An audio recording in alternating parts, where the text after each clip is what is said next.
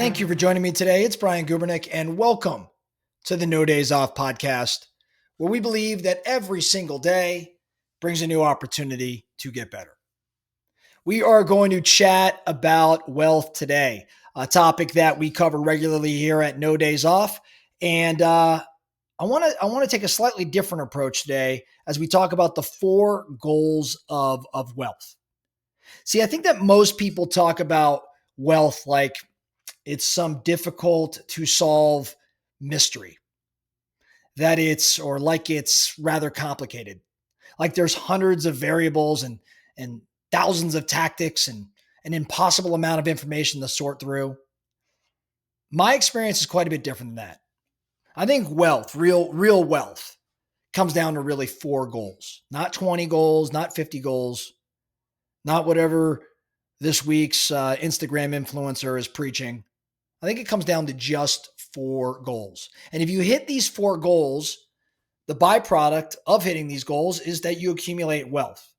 And if you neglect these goals, everything else becomes noise or distraction or even financial stress. So today I'm going to dive into the 4 goals of wealth, why they matter, and how you could start working on them no matter where you're at in your wealth journey. So the first goal of the 4, number 1, is to create cash reserves.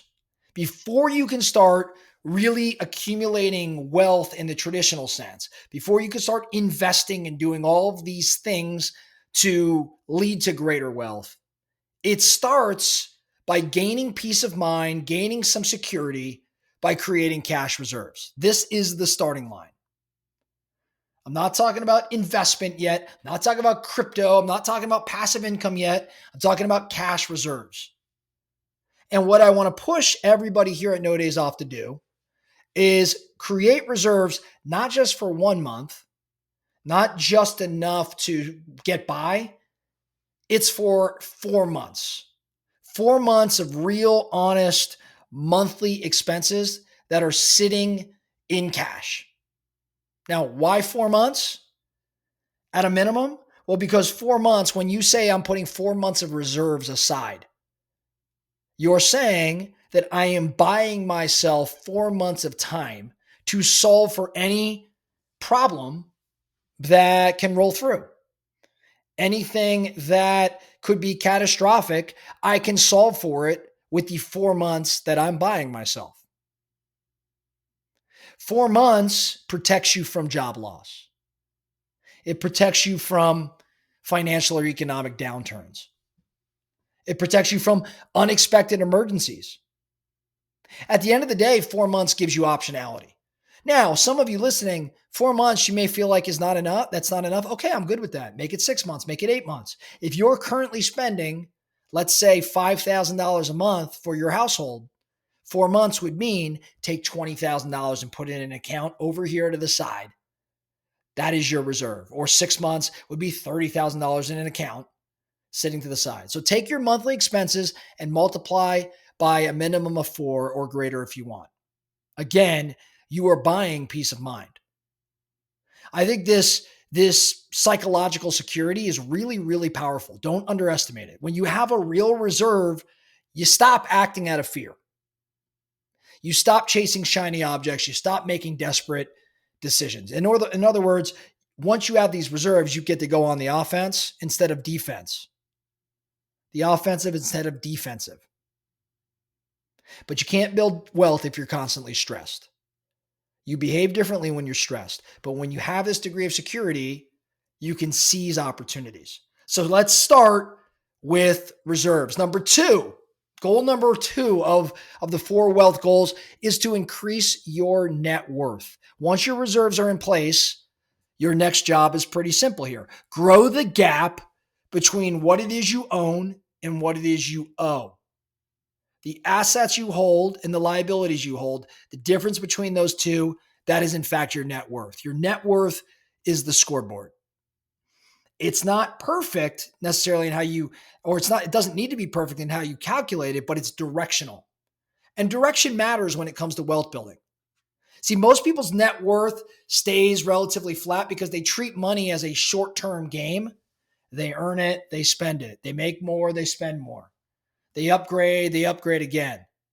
You can't build wealth that way. Wealth is built when you increase your assets, when you decrease your liabilities, and you consistently widen the gap between the two. The beautiful thing I think about net worth is that it forces you to think long term, which to me means buying appreciating assets instead of toys, paying down debt instead of pretending that it's normal to carry it, saying yes to wealth building opportunities and then and no to lifestyle creep or lifestyle inflation. With respect to net worth, tracking your progress monthly so you can actually see compounding at work. When you increase your net worth quarter after quarter after quarter, year after year, something happens that has nothing to do with money. You start trusting yourself. You start believing in yourself. You start seeing yourself as someone who makes financially intelligent decisions. And this identity, I think it pays dividends. Which leads to number 3. Wealth goal number 3, increase your passive income. Increase your passive income. What's the real purpose of passive income? It's freedom, specifically freedom of time.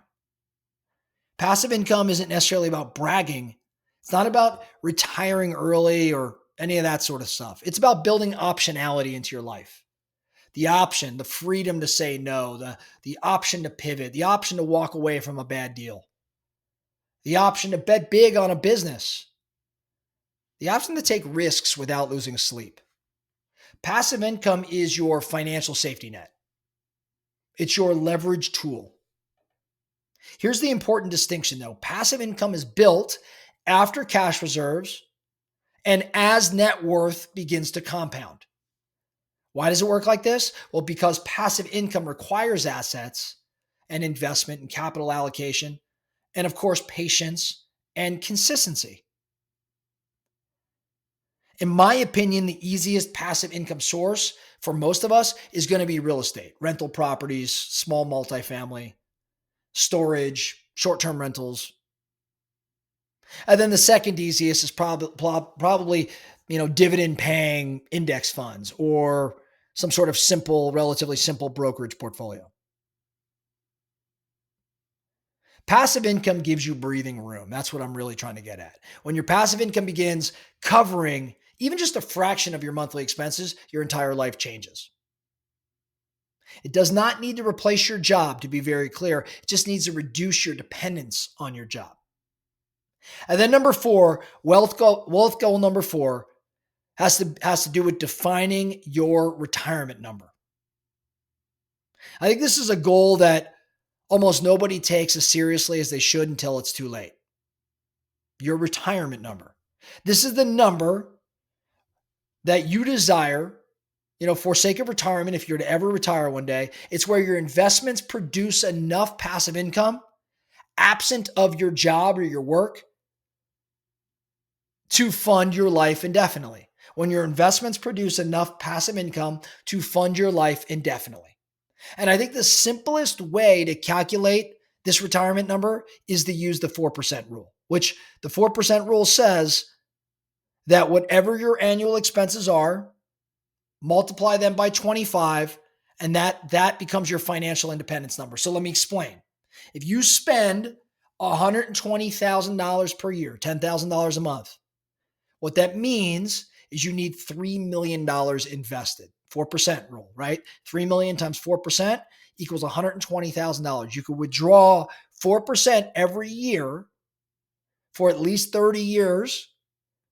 And the rule states that you won't run out of money. And so when you think about retirement number, what I like to do is think about my net worth, take that number times 4%, and that's my annual amount that I get to spend on my lifestyle. So again, 3 million at 4% is $120,000. If you spend $60,000 a year, guess what? You only need to invest $1.5 million because at 4%, that'd be $60,000. Now, this number is not perfect, but it does give you a target. It gives you the scoreboard. It gives you a destination. Once you know the number, you can really begin to reverse engineer everything. Like, how much do you need to invest annually? What asset classes will help you get there? What lifestyle decisions accelerate or even destroy your progress? Where are you at on the timeline? Where do you stand today? How long will your current pace take you to get to that retirement number? Again, this retirement number creates clarity, and the clarity, in my opinion, creates commitment. See, I think at the end of the day, these 4 goals work because they all interlock. Most people try to become wealthy with a scattered approach, with a little bit of investing, a little saving. Let's dabble in real estate. Let's do some budgeting. But that's not going to work for you. I think the 4 goals of wealth work because they build sequential stability. Cash reserves create security. Net worth growth creates a focus or discipline. Passive income creates freedom. And then that retirement number, it creates direction. When you follow them in that order, everything starts to compound. You don't have to guess. You don't have to wing it. You don't chase the next big idea. You just follow goals, you follow benchmarks, and you build wealth. So your action items. Over the next, I'd call it 30 days, do a few things. Number 1, calculate your true monthly expenses. What are your true monthly expenses? Let's get clarity there. Number 2, how much cash reserves do you have versus how much do you need, right? So in our example, or what I was talking about earlier, take the monthly expenses, multiply by 4, minimally, if that's a comfortable number for you. That's how much you need. How much do you have versus how much do you need? Now you know the delta, the gap. Number 3, start to track your net worth. Start to track your net worth over the next 30 days. And then number 4, let's identify one passive income lever that you can strengthen. Maybe it's a rental property or an investment in an index fund or a side business. I'm not necessarily tied to it for sake of this episode, but I want us thinking around passive income. You know what? I'm going to throw a number 5 in there. Let's calculate that retirement number using the 4% rule. Now you'll have that target. So those are the 4 for you, the 4 wealth goals. And the earlier that you commit to these 4 wealth goals, the sooner all of the compounding begins, the sooner you accelerate this wealth journey that you're on. That's all I have for you today, the No Days Off podcast. Thank you so much for listening. And remember, every single day brings a new opportunity to get better. So let's get after it.